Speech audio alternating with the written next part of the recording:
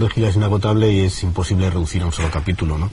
Quedan muchas cosas fuera de muchas historias personales y muchas facetas de su obra, que siempre que se hace un reportaje hay que elegir y hay que excluir cosas, y siempre es doloroso, pero en este caso mucho más, porque ¿qué excluíamos? El monólogo del nacimiento, el de la guerra, el de las bromas del pueblo, el del violín, el de los bomberos, el de la operación de riñón retransmitida en un partido de fútbol.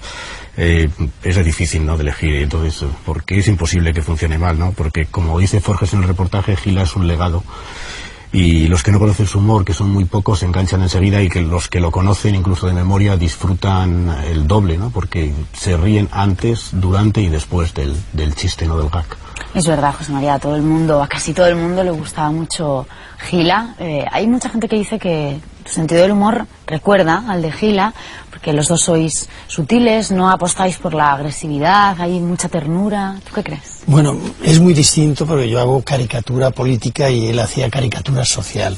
Y él era muy tierno en el humor negro, era el humorista de la ternura en el humor tierno, porque tomaba partido siempre por los que dibujaba.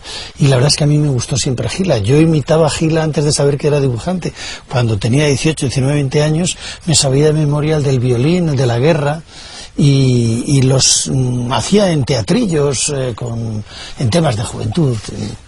Y luego, pues, me encantó el Gila de la codorniz, el Gila del libro rojo, ¿no? Hay un Gila genial que empieza y retrata muy bien la posguerra. Ese chiste que dice: yo no es que sea cojo, lo que pasa es que me fusilaron mal. Y me parece que es la quinta esencia del humor negro, con una cierta ternura, ¿no? No le da importancia a que le han fusilado y dice: solo soy cojo. Pues vamos a ponernos cómodos y a disfrutar un poco de Miguel Gila, de ese hombre que pertenece a una generación de humoristas que buscó el lado amable de la vida durante años llenos de dificultades. Se enfrentó, por ejemplo, al franquismo, pero lo hizo con la inteligencia de los más grandes, utilizando como única arma su capacidad de hacer reír. Mira el otro día: papá, ¿cómo se escribe horchata? ¿Con H o sin H? Como le dije: animal con H, si no diría horcata. No había nadie en casa y él nació, y con razón su madre se enfadó. No quiero que se repita y nazcas cuando yo no estoy. Creció, las bromas de su pueblo me contó. Por poco muere uno y se enfadó, que se marcha si no tiene buen sentido del humor. Y mi abuelo no sabía, era inventor. Había inventado una taza con el asa al lado izquierdo para zurdos. Decía que no se tenga que ir al otro lado de la mesa. Desde aquí se toma su café. Y quería inventar la radio en colores. Ahí estuvo en el balcón con una lata de pintura, dando brochazos al aire, diciendo: el día que le coja la onda, el día que le coja la onda. ¿Qué va a coger? Una pulmonía. Pero cómo le querían a mi abuelo en el barrio, la gente que vino al entierro. Le tuvimos que enterrar 6 veces. Mi primer recuerdo de Gila es, siendo yo muy pequeñito, esperar ansioso los jueves por la noche para en la radio escuchar un programa que empezaba así, con una música que se llamaba Sueños de Brooklyn. Y luego se veía a José Luis Peguer, que decía: con ustedes, Miguel Gila, porque el programa se hacía en directo. Y aquello para mí era una especie como de sueño anhelante toda la vida, de esperar ese momento, ¿no? Programa de tal éxito que la gente no entraba al cine hasta que no terminaba el programa, con lo cual se perdían el nudo. Entonces vino una orden del ministerio diciendo que cambiáramos el horario de la emisión, porque la gente no entraba a ver el nodo. Entraba cuando ya había habido el descanso, por coincidencia con el programa, y veían la película pero no veían el nodo. Y eso al gobierno le preocupó mucho. Cuando era niño descubrí que tenía una voz prodigiosa, y porque cantaba de solista en el coro del colegio, y cantaba aquello de corazón divino, vida de mi amor. Muy bien lo cantaba. Ahora es que casi se me ha olvidado la letra, pero descubrí que tenía una voz importante y muy radiofónica. Transmitido partidos de fútbol. Lo que pasa es que por falta de memoria lo tuve que dejar, porque fíjese usted lo que me pasaba a mí cuando iba a retransmitir un partido de fútbol. La cosa era así más o menos, por mi memoria, ¿no? Señoras y señores, muy buenas. Espérate, a ver, son ahora las. O sea, yo he comido hace un rato, o sea que es por la tarde. Muy buenas tardes. Hablamos ustedes a través del ¿cómo se llama esto? ¿Cómo se llama esto? Los micrófonos. A través de los micrófonos deportivos para ofrecerles a ustedes la retransmisión del. ¿Cómo se llama este juego? Sí, hombre, que van unos que te llevan todos pantalón corto y que le dan patadas a un almondigón, hombre. ¿Cómo se llama el juego este que hay uno que va de luto? Hay que tener buena memoria porque un locutor que radio un partido de fútbol sin memoria puede pasar esto, ¿no? Estaba en Radio Zamora y colaboraba en La Codorniz. Me vine a Madrid. Y le mandé a Miura un dibujo y le dije, mire, si le gusta, publíquelo y si no, fírmenmelo por la parte de atrás, porque soy un gran admirador de usted. Y entonces Miura me escribió y me dijo, no solamente me gusta este dibujo, sino que le sugiero que sea colaborador de La Codorniz. Y ahí empecé a colaborar en La Codorniz. Yo ya dibujaba en el colegio.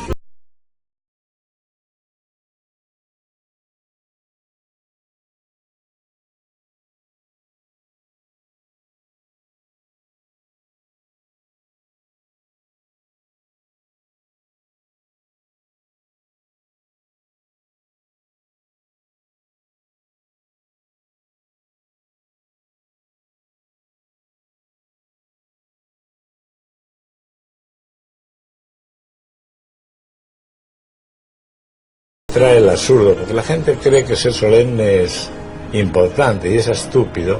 Y luego, como dibujante de chistes, yo es que hay uno que siempre me acuerdo de él, que es una cosa que se ve unos soldados, que hay uno que está malherido en el suelo en plena batalla y tal, todo lleno de sangre y tal, pero con ese dibujo tan agradable y tan bonito que pintaba Miguel, y le está diciendo otro, tú quédate aquí, no te muevas, que yo voy a ver si encuentro una farmacia de guardia.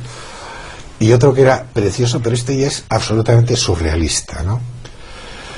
Se ve una casa solariega de un aristócrata. Se ve por una ventana un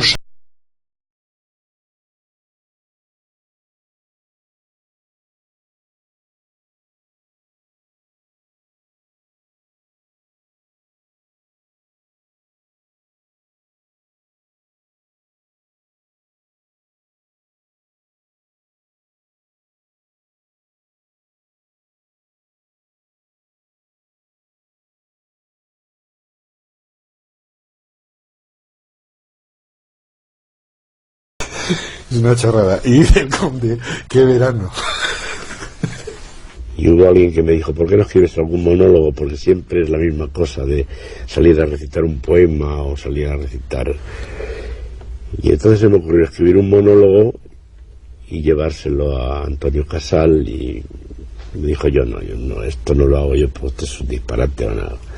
Era un monólogo diciendo que estábamos en mi casa y que venía un anuncio en un periódico que decía, hace falta un soldado que mate deprisa, y dijo mi abuela, apúntate tú que eres espabilado, y dijo mi hermana, pero habrá que comprar un caballo, y fuimos a comprar un caballo y nos lo vendían sueltos, tenía que ser con un carro, y dijo mi abuela, vas a llenar la guerra de moscas. Yo recuerdo, sobre todo lógicamente, como recuerda todo el mundo, su etapa o su humor escénico, ¿no? Sus famosos diálogos figurados que con su teléfono, que realmente eran, pues eso, los monólogos del Club de la Comedia de hoy en día. Pero en estos instantes, señoras y señores, saltan al quirófano el médico, que viste bata blanca y gorro del mismo color, y a continuación le sigue el enfermo, que viste pijama amarillo con rayas verdes.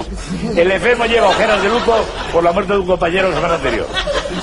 Se sitúan en el centro del quirófano, tira la moneda al alto, le toca elegir terreno al enfermo y le va a operar a favor del aire. Ya está claro en su puesto, va a comenzar la operación, saca el médico el bisturí, avanza con el bisturí, sigue avanzando hacia el enfermo y corta muy bien en la tripita del enfermo. Menéndez ha cortado muy bien la tripita del enfermo, va a sacar el riñón, lo hace Menéndez con la izquierda. Alto y fuerte sobre la enfermera, lo para la enfermera con el pecho. Cae al suelo el riñón, aprovecha el fallo practicante y lo cuela por la ventana que da al patio. Sale con el riñón la portera, muy segura, muy bien colocada. Al fin y al cabo es un referente para todos los humoristas de de aquí españoles. Él surgió como una figura dentro del humor que cogió y tocó todos los palos. El otro día estaba leyendo yo un diccionario de sinónimos y había 3 palabras que según el diccionario querían decir lo mismo, que era molestar, irritar y obrar con mala leche. Y yo dije, no es lo mismo, molestar sería si yo marco un número cualquiera a bulto, el primero que se me ocurre, ¿no? Y me pienso también a bulto cualquier nombre. Y digo, ¿está Basilio? Perdone. Esto sería molestar. Pero si a las 11:30 de la noche marco el mismo número y digo, ¿está Basilio? Perdone. Esto ya sería irritar. Si a las 4:30 de la mañana marco el mismo número y digo, soy Basilio, ¿ha preguntado alguien por mí? Tuve bastantes problemas. Es mágico la censura con los censores, porque los censores de cada lugar tenían su mentalidad propia y cuadrada en más o menos dimensión, ¿no? Pero siempre cuadrada. Y ya tuve una vez se publicó un artículo en España diciendo que no había presos en las cárceles, presos políticos, y a mí se me ocurrió hacer un monólogo sobre los presos, en el cual yo llevaba el número 25.384 y le decía, hablaba por teléfono con mi madre y le decía, cuando me llamen no llames a la centralita, llámame directamente, y mira, te voy a dar el número, le daba el número de teléfono que era el número que llevaba yo en el pecho. Y entonces el censor me dijo, esto no lo puede usted decir por radio, así que inventes otra cosa o diga algo de lo que ya dijo. Y tuve un encuentro con él y le dije, mira, yo no repito, lo voy a decir, usted haga lo que quiera. Entonces a mitad cuando apenas empecé, me hicieron el disco de Ailili, que estaba en moda en aquella época, y me suspendieron de trabajo por 6 meses, me retiraron el pasaporte y me pusieron una multa de 100.000 pesetas. El surrealismo o el dadaísmo que él utilizaba en sus chistes, que eran absurdos, muchas veces los diálogos eran absurdos sobre cosas que no podían existir, era una manera de reflejar pues seguramente cosas que no se podían decir, ¿no? Como eran tan absurdos, era muy difícil de censurar, porque realmente no decía nada, o al principio no decía nada, pero claro, decía mucho. Me había pedido a Inglaterra un corte de alpaca inglesa para hacerme un smoking para esa ceremonia, y me puse el smoking y vino el caudillo con la medalla y se ve que tenía la punta torcida y hacía así y así, y dije, excelencia, le van a echar el toro al corral, llévate el pinchazo.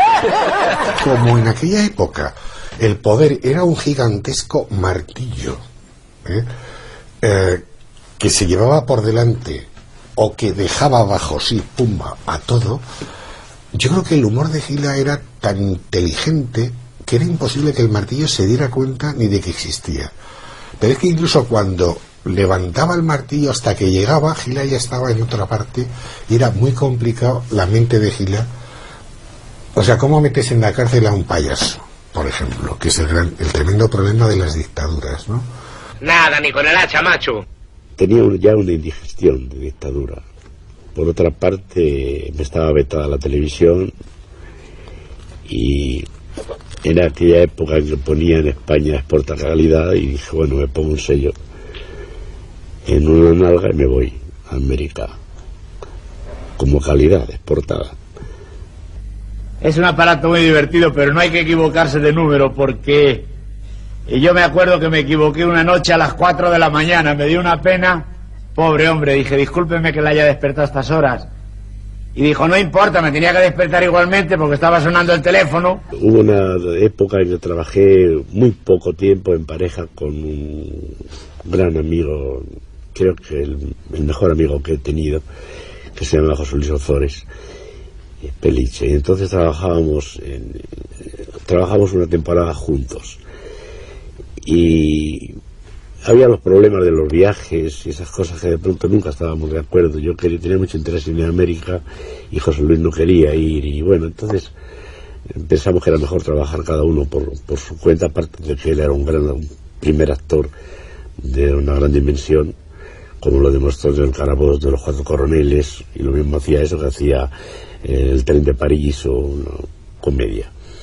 Y entonces pensé de qué forma podría tener una pareja que no pusiera ningún inconveniente a la hora de viajar y con la cual poder dialogar, y se me ocurrió lo del teléfono. Usted que nota como sofoco, ¿no? Como calor, ¿no? Y mucho humo. Y huele a chamusquina. Sí, eso va a ser un incendio, sí. Cuando yo hablo por teléfono, yo escucho al enemigo. Y cuando hablo con Clinton, estoy escuchando a Clinton. Porque lo importante es incorporarte lo que te están diciendo al otro lado.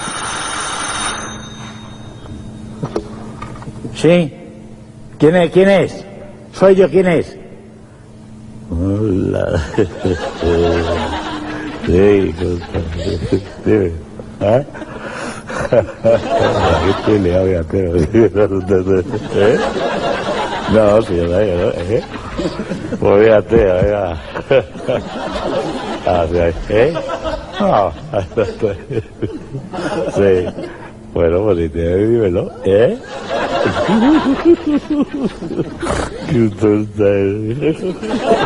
Yo es que me acuerdo de Miguel, y es una cosa que no puedo, es como me pasa con Luis Sánchez Pollack, ¿no? Yo me acuerdo de los dos y yo no puedo ponerme triste. A mí me viene una sonrisa siempre a la cara, porque yo me acuerdo cuando íbamos, por ejemplo, a preparar el programa de Luis del Olmo. Yo generalmente le recogía a Gila, yo le decía hola papá, y él decía hola hijo mío, y entonces le montaba en el coche y nos íbamos a cenar, y luego teóricamente lo cogía en el coche y lo llevaba otra vez a su casa aquí en Madrid, que eran unos apartamentos en la calle General Perón. Bueno, pues acabamos a lo mejor de cenar a las 12 de la noche preparando el programa del día siguiente, llegaba allí, paraba para que se bajara, no se bajaba, y eran las 7 de la mañana, y es que yo estaba ya destrozado de risa de las cosas que contaba. Bueno, leí en un periódico una estadística que decía, en la ciudad de Nueva York un hombre es atropellado por un coche cada 5 minutos. Que dije yo, joder, pobre hombre, también. Me acuerdo que he estado echando un vistazo, he estado viendo el anuncio de Filomatic que anunciaba cuchillas. Pues a mí me ha dicho un bombero americano. ¿Qué saben los bomberos americanos de barbas españolas? Toma, afeítate todo el año con Filomatic titanio. Como tengo la barba difícil, titanio. Y no se espachurra. Yo iba a un colegio en la plaza de Chamberí, un colegio del colegio de Don Juan Chistera, que le llamábamos, y abajo estaba el parque de bomberos y encima el colegio. Entonces estábamos al corriente de todos los incendios que había, de las salidas y entradas de los bomberos. El sábado es fiesta, o sea, sábado nada. El domingo cerramos y el lunes... ¿El lunes a qué hora le va bien? Por la mañana, pero ¿a qué hora más o menos? Sí. Bueno, de todas maneras, si usted tiene que salir, nos deja la llave debajo del felpudo. Eso es. Y ahora una cosa, hasta que lleguemos, usted cada media hora echa un jarrito de agua. Fría, ¿eh? Porque la caliente apaga menos. Yo siempre digo que mi humor es la maldad de los hombres dicha con la ingenuidad de los niños, o a la inversa. Que el otro día una señora corría detrás de otra. Señora, su niño le ha sacado la lengua al mío. Dice, es cosa de chicos. Será cosa de chicos, pero no le podemos parar la hemorragia. Por suerte es humor absurdo y es humor negro, con temas tan cotidianos y utilizando el surrealismo como él lo utilizaba. La verdad es que no ha perdido vigencia. Está tan irónico como siempre. La verdad es que por sus chistes es como si no se hubiese muerto. El humor, como es una especie de estafa cerebral donde tienes que sorprender, hay que manejarlo de manera que la gente no sepa nunca qué vas a decir, porque si lo sabe de antemano es como que no sorprende nada. Entonces, es como se hace así, y en mi caso concretamente, manejando imágenes absurdas, pero que no son tan absurdas. Este chiste es estupendo, dice. Te lo he dicho cientos de veces. A mí no me importa que seas bajito, lo que me molesta es que no me lo dijeras cuando éramos novios. Parece mentira, con un pueblo tan pequeño tenemos un equipo de fútbol que es la envidia del país. Sin embargo, no tenemos ni periódico, ni radio, ni televisión. O sea que las críticas de los partidos las tiene que hacer el párroco, don Clemenciano. Como es la única persona culta que hay en el pueblo, todos los domingos después del sermón dice que se queden los aficionados. Y se van todas las viejas para el bingo y nos quedamos nosotros ahí. Y se sube al púlpito y dice: se jugó esta tarde un partido de fútbol entre dos equipos de tercera división y en el minuto 24 de la primera parte vimos con sorpresa cómo fallaba un gol delante de la portería el centro delantero de uno de los equipos. Y pregunto yo, ¿hasta qué punto este delantero es culpable? ¿Hasta qué punto debe un delantero, y estoy hablando como humano, ensañarse en el portero contrario, como el buitre se ensaña en la carroña? Y yo creo que eso sí que va a ser un legado, insisto. Eso va a perdurar durante muchísimos años. Continuamente se pueden estar haciendo ediciones y ediciones de DVDs y programas y tal con el legado de Miguel. Pensemos, frente a ese delantero hay un portero, pero ese portero tiene madre, y esa madre, anciana tal vez, se sentiría humillada por ese gol e iría por la calle señalada por el dedo de la afición que diría: ahí va la madre de ese que le metieron el gol. Para mí la palabra maestro, con todo lo que significa, es poco, ¿eh? Es poco. Yo creo que hay a lo mejor otra palabra que algún día encontraré para poder definir lo que supuso el humor de Miguel Gila para mí. Al día siguiente, el campeonato de fuerza. Pusimos en mitad de la plaza una piedra así de gorda y desde una carrerilla de 15 metros a destrozarla a cabezazos. La destrozó Eusebio de 2 cabezazos. Y cuando le íbamos a dar el premio, el desgraciado se muere. Por fanfarrón, porque dijo: yo sin boina, cabeza limpia. Yo cuando estoy como mosqueado o con tristeza, me lo pongo y no veas. Empiezo a reírme porque, ya te digo, era el mejor. Bueno, ya dice fiesta, lo pasamos muy bien, porque somos muy amigos de las bromas. Me acuerdo yo hace años, cuando pusieron los hilos de la luz de alta traición, que le dijimos al Indalecio que eran para tender la ropa. Subió para arriba, se enganchó, venga. Cuando cayó al suelo parecía la ceniza un puro. Dice el alcalde que no sople nadie hasta que no venga el juzgado. Y el desgraciado del médico diciendo: dejadme que le pongo la indición del tuétano. Y lo que nos reímos, venga. Hasta su padre dijo: me habéis dejado sin hijo, pero me he reído. Lo que más me gustaba de Gila era aquello que decía lo de los pisitos, los pisos, vamos, que le pedía a la madre y le decía: ¿qué vamos a comer hoy? Y decía: sopa, opa, opa, opa. Y se lo repercutía el eco. Y broma buena la que le gastamos al boticario, que en paz descanse desde entonces. Tenía la botica de guardia y despachaba por un ventanuco. Le pusimos la receta un poco lejos, sacó la cabeza para leerla y con un cepo de cazar lobo. Y su mujer se enfadó, la tía asquerosa. Como le dijo mi madre: si no sabe aguantar una broma, machete del pueblo. Luego las cosas, cuando se dice: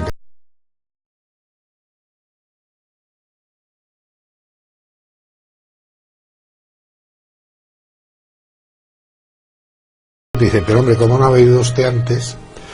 Y la otra, que es más grave, que es que sale corriendo con las radiografías al pasillo de las multiconsultas y dice: chicos, salid, mirad. Y intenta enseñarles al resto de los médicos tus radiografías. Usted perdone, pero quisiera llenar este frasco de tinta. Bueno, ¿y a mí qué me cuenta? Llénelo. Está cerrado. ¿El qué? El frasco. Pues ábralo. ¿Usted tiene mucho interés en que lo abra? Yo decía en una ocasión que para qué sirve mi humor, ¿no? Porque mi abuelo era ebanista y hacía una mesa y servía para comer, para jugar a las cartas, para poner un jarrón con flores. Y yo me preguntaba, ¿lo que yo hago sirve para algo? Y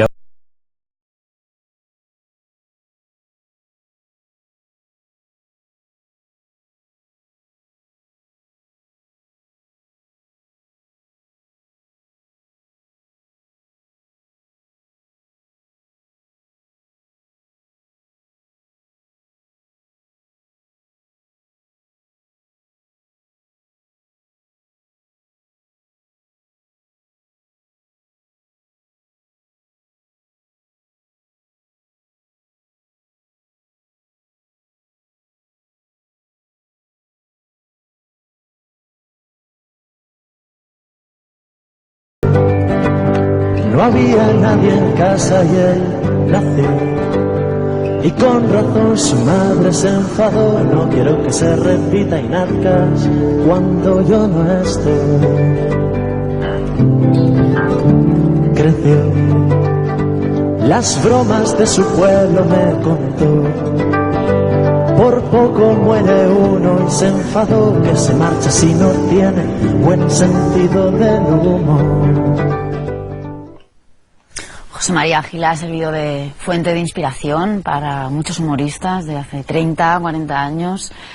¿Qué otros nombres se te ocurren a ti como imprescindibles en ese sentido?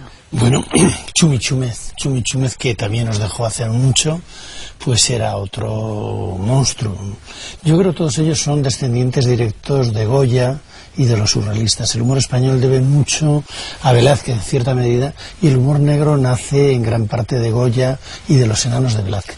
Y Gila, que era un gran actor, como hemos visto, tiene esta virtud de desdoblarse como actor, como factor de monólogos, que son el mismo mundo que el Gila de los dibujos, no hay ninguna diferencia. Yo siempre cuento de los arquitectos o de los modistas, cuando me preguntan ¿qué te ha parecido tal obra? Digo, de color bien, pero no flota. Y eso lo dice él del submarino. Y a esa frase de la censura famosa cuando viene de Argentina, dice, hablando de España, dice, yo en los periódicos vengo a España y no entiendo nada, y me dicen, bobo, si es que tienes que leer entre líneas, y yo leo entre líneas y lo veo todo blanco. Es la manera más sublime de contar cómo era aquella España donde no se entendían los periódicos, ¿no? Yo creo que tenía una muy buena cabeza, una visión de la sociedad extraordinaria, y sabía hacerlo ante el micrófono, en la radio, lo supo hacer en la televisión y en el dibujo, que es trabajar en 3 dimensiones. Era un hombre muy polifacético, Jesús, que como él mismo contaba, ¿no? Supo manejarse muy bien frente a la censura, ¿no? Supo cómo evitar ciertos problemas y ciertos encontronazos que, bueno, no iban a tener precisamente buenas consecuencias, ¿no? Sí, no es fácil, además, manejarse frente a la censura, porque hay que estar en la cabeza del censor para saber lo que piensa el censor. A veces un censor puede ver lujuria en el primer plano de un ojo, por ejemplo. Gila contaba en el reportaje anterior que en uno de sus más célebres monólogos cuenta que el padre, que estaba preso, se escapa de la cárcel, estaba lloviendo y entre la alegría de verse libre grita libre, y entonces se le suben dos personas encima y dice ¡Tasi a los toros! Y que el censor dijo, esto de que se le suban a su padre 2 hombres encima tiene mucha miga, ¿no? O sea, fíjate hasta qué punto hilaban fino los censores, ¿no? En cualquier sitio se podía encontrar, ¿no? Bueno, digamos el detalle, ¿no? Que no... José María, ¿alguna vez te has tenido que enfrentar a algún tema que has sido incapaz de convertir en una caricatura? ¿Eso os pasa? Pues puede pasar que te cueste mucho trabajo. Lo que pasa es que si tienes que hacerlo, lo tienes que hacer. A veces porque no se te ocurre, y a veces porque los recursos técnicos que necesitas no los tienes en ese momento, ¿no? Y bueno, eso yo creo que es habitual en los tableros de los humoristas, la dificultad. Gila dibujaba muy sencillo y sus ideas eran muy claras, y por eso llegaba tan directamente. ¿Y por qué su humor es absolutamente intemporal? ¿Por qué no seguimos riendo? Pues porque es la condición humana, pero siempre es la condición humana en un contexto español. Gila es un humorista de la posguerra española, porque las bromas del pueblo ya no las hay, porque ya no, bueno, sí, todavía en fiestas que hacemos en España hay esas bromas, pero ya no hay casi gente en los pueblos, y además no es políticamente correcto, ¿no? en el maltrato doméstico, pues, o en la violencia, ¿no? Es el maltrato doméstico. Dice a uno que ha despedazado a otro, dice, ahora mismo que te vea yo y vete a pedir permiso a la viuda, o deja de darle puñaladas. Dice, pues que deje de llamarme asesino. Es todo entre lo absurdo, lo surrealista, ¿no? Ya no se hacen chistes así, ¿no? También cambian los tiempos, cambia la moda y cambia la sociedad. Yo creo que es reflejo de una época. ¿A ti qué te parece, Jesús? Sí. Yo creo que sobre todo aparte de que era un gran guionista, también era un gran actor, como ha dicho Peridis, sabía contar las cosas, ¿no? Tenía el don de contarlas. Él, por ejemplo, es un maestro en el arte de hacer pausas, ¿no? Sus silencios pueden ser tan divertidos como sus palabras, ¿no? ¿Y por qué? No sé si con Gila también se cumplía, ¿no? Pero siempre se dice que los humoristas luego en el día a día son más bien serios o aburridos incluso. ¿Tú conociste a Gila? Hay de todo. Le conocí poco y en lo que hablé con él por teléfono, pues me pareció un poco esquivo una vez que le pregunté por un tema de un chiste o de una publicación. Pero hay de todo, ¿eh? Yo he conocido y conozco a los principales humoristas y me parece gente entrañable, con un cierto sentimiento trágico en la vida a todos. Tampoco se puede ser divertido 24 horas al día, ¿no? Supongo. Bueno, ni se debe pretender. No se puede ser sublime sin interrupción. Muy bonito. Decía Oscar Wilde. Pues nada, lo dejamos aquí de momento. Vamos ahora a rescatar algunas de sus preguntas. Luis García ha seleccionado las dos que le han parecido las más adecuadas para plantear a nuestro experto de hoy, José María Pérez Peridis. Muy buenos días a todos. Las dos preguntas de hoy están muy centradas en la figura de nuestro invitado. La primera es sobre el humor gráfico en la actualidad. Rubén de Madrid nos pregunta si tiene vocación de servicio a la sociedad como ocurría en otras épocas. Nos comenta que los humoristas antes y durante la transición estuvieron muy comprometidos de cara a la lucha por la libertad. Pero ¿ocurre lo mismo ahora? ¿Es tal vez la revista El Jueves la mejor representación que tenemos en este momento?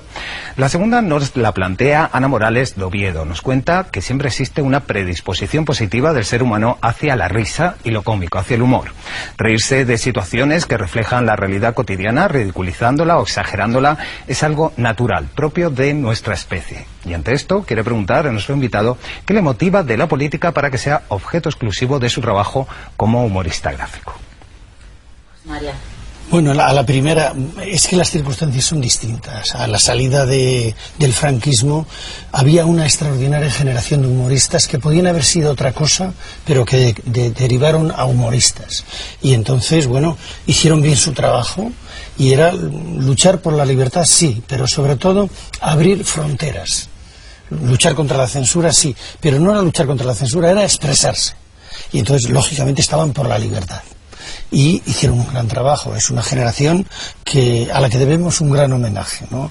El Perique, el Forges, Chumichume, el Summers, etcétera, etcétera. Todo, Máximo Martín Morales. Hay una generación que no se repetirá. ¿Cómo valoras la situación actual ahora? Bueno, creo que hay parte de esta generación, los otros han desaparecido y cada uno hace su trabajo como puede en los periódicos de la mejor manera posible, haciendo en general humor político. El jueves es un canto a la libertad porque ensancha las fronteras y dicen lo que les da la gana y hacen lo que les parece. Y entonces se ponen todo por montera como ocurre en las sociedades libres. Entonces, bueno, pues es muy divertido. Pero no es tan trascendente como en aquel momento en que te la jugabas para ensanchar fronteras de libertad y hacer mucho más digerible el paso de una dictadura a una democracia. Y la otra pregunta, se refería a esta espectadora a sí. La fuente de inspiración de la política para convertir eso en humor gráfico. Hoy, si trabajas en un periódico, estás en las secciones de política, tienes que hacer humor político. Siempre ha existido el humor político, sobre todo en mi caso, yo soy caricaturista. Cuando Franco no podía trabajar porque no podía hacer caricaturas, evidentemente. Cuando murió Franco empecé a hacer caricaturas y a hacer caricatura política, como en toda la prensa anglosajona. Goya hacía caricatura social, pero no podía hacer caricatura política aunque estaban debajo de sus dibujos una intención política. Gracias, José María, y gracias, Jesús. Te esperamos otro día. Hasta otro día.